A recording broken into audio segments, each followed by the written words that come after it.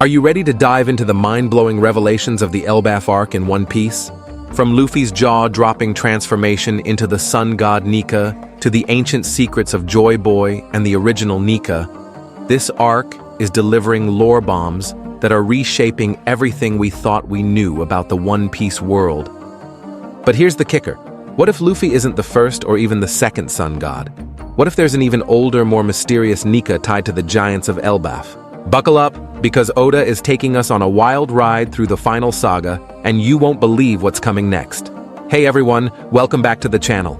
If you're a One Piece fan, you already know that the Elbaf arc is shaping up to be one of the most epic storylines in the series. With every chapter, Oda is dropping massive lore reveals that are tying together decades of mysteries. From Luffy's awakening as the Sun God Nika to the shocking history of Joy Boy and the original Nika, this arc is a treasure trove of mind-blowing details. But what does it all mean for the final saga? And how does Elbaf, the land of the giants, connect to the ancient power of the Sun God? Today, we're breaking down the latest revelations, exploring the deep lore, and speculating on what's next for the Straw Hats as they venture deeper into this legendary island. Let's get into it. Luffy as the latest Sun God Nika. Luffy ate the Gomu Gomu no Mi. In Wano, Luffy ended up becoming Nika. The story's portrayal of Luffy's transformation into the Sun God Nika surprised fans. After all, no fan anticipated Luffy to be God. However, the Wano Country arc of the series revealed interesting details about Luffy's Devil Fruit, which turned out to be a devil fruit with godly powers. Luffy essentially ate the Nika fruit as a child, but its actual powers remained hidden because the fruit had not been awakened. Luffy ultimately reached the next level after his confrontation with Kaido, especially after he was defeated in battle, which resulted in his fruit awakening. It was here that the five elders intervened and disclosed a wealth of lore about the Sun God Nika, whom they publicly declared to be the warrior of liberation and someone with a smile who offers happiness to the oppressed and frees them from their chains. With a rubber body and a contagious smile, Nika wields the greatest ridiculous power that has ever existed, and that is exactly what Luffy possesses right now. Joy Boy, the second Sun God, Joy Boy. Are the Hito Hito no Mi, model, Nika. It should come as no surprise to fans that the Nika fruit has several users. After all, fans are already aware of the Devil Fruit reincarnation cycle by this point in the story. The Nika fruit, like all other Devil Fruits, has been used several times and passed down through generations. Before Luffy, this Devil Fruit most likely had no other users for hundreds of years, as the elders clearly claimed that the Nika fruit had not been awakened in 800 years. This plainly indicates to fans that the fruit was last awakened during the Void Century, and that the last user to awaken it was Joy Boy. Joy Boy, as revealed by Vegapunk in the Egghead arc of One Piece, was a particularly intriguing character born in the ancient kingdom during the Void Century. He, like Luffy, possessed the ability to strengthen and contract, and he transformed into the Sun God Nika by going all white. His abilities were truly incredible. According to Vegapunk, he was so powerful that Emu and the other 19 kings had to band together to defeat him, and they eventually prevailed after an extended battle with the ancient kingdom. Joy Boy died at the conclusion of the Void Century, but not before ensuring that the information he had was passed down to the next generation and that someone would return in 800 years to fulfill D's will. Joy Boy left the One Piece on the island of Laugh Tale, which was discovered roughly 26 years ago by none other than Roger, who eventually became the Pirate King. With Roger's death, the Great Pirate Era began, and all of the world's pirates raced to the sea. The original Sun God Nika. From Elbaf. There existed a Sun God before Joy Boy. While Joy Boy was long thought to be the first Nika, things have evolved significantly. As already stated, Joy Boy isn't the first Nika. There was a Nika long before Joy Boy, and he faced a monstrously powerful entity capable of destroying the Earth. The Elbafian scripture Harley claims that the world of One Piece has already been destroyed twice.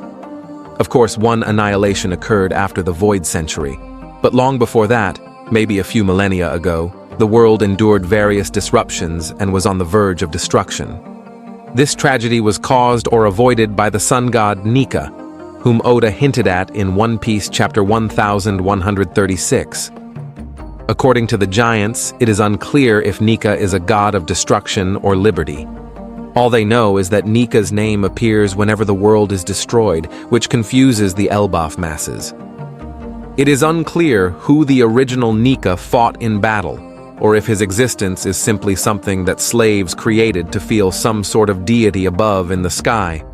But hopefully, fans will find out more information on this godly being soon enough, especially since the story is now heading towards the dense parts of Elbaf, where all the attention is likely to be turned towards Loki and the Holy Knights, as well as the members of the Straw Hat Pirates, who are currently all fans have to do is sit back quietly and wait for Oda to reveal these incredible mysteries.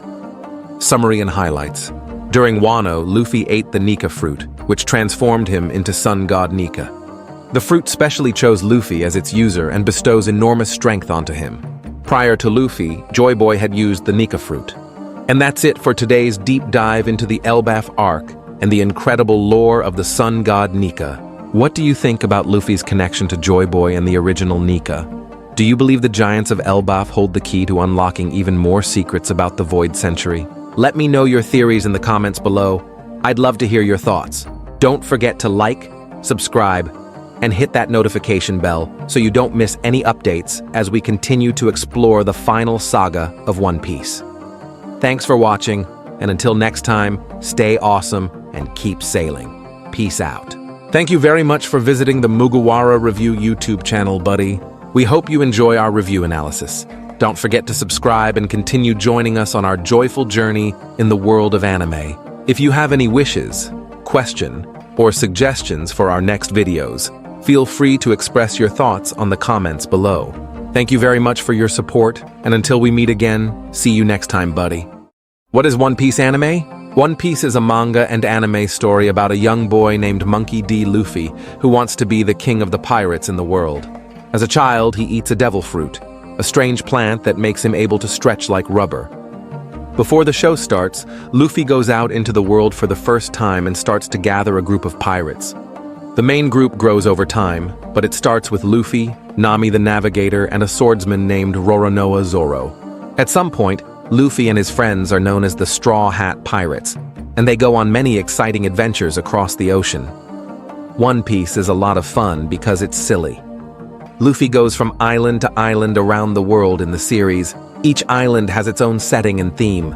It's a pretty fantastical world full of animals that look like people, live skeletons, and other delightfully strange things.